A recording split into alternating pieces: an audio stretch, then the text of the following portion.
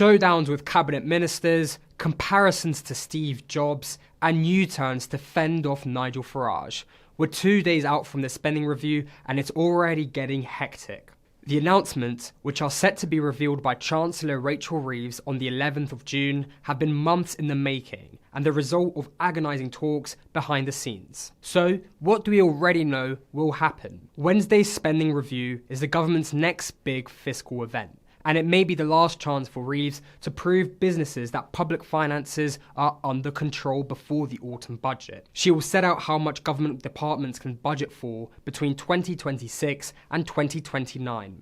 Negotiations have reportedly tested the nerve of some cabinet ministers. Meanwhile, economists have worried that the lack of spending cuts promised will increase the chances of taxes being raised in the autumn. So far, the government has announced a massive investment of £86 billion in technology and science, and this is part of the government's push to introduce artificial intelligence into government systems in everything ranging from tax advice to diplomatic briefings. Technology Secretary Peter Kyle argued on Sunday that Rachel Reeves was saving public finances like Steve Jobs saved Apple from collapse before it became the most valuable company in the world. He said extra cash for innovation would help the UK to make giant savings and grow at a faster pace. In other commitments to be unveiled at the spending review, the north of England and the Midlands are set to receive a big cash injection worth £15 billion to fund public infrastructure.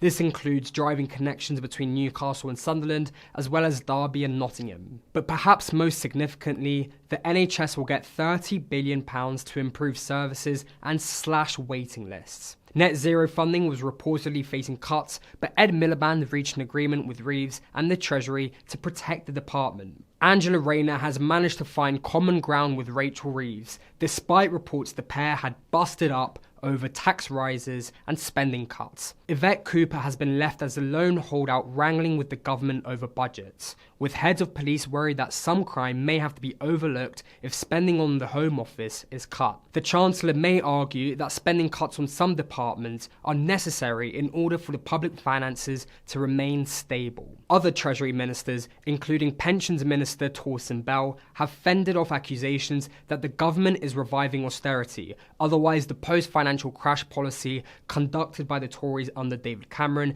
to prevent public debt from spiralling further. These claims have come as the government made cutting the welfare budget a central part of its attempt to keep borrowing levels down. But after much fury from Labour backbenchers and a poor performance at recent council elections against Nigel Farage's Reform UK, Reeves has now said that 3/4 of pensioners will once again receive winter fuel payments. These cuts were initially set to save the government around £1.5 billion, but now they will save much, much less, and that policy U-turn has only intensified fears that Reeves will have to raise taxes in the autumn to fund public services.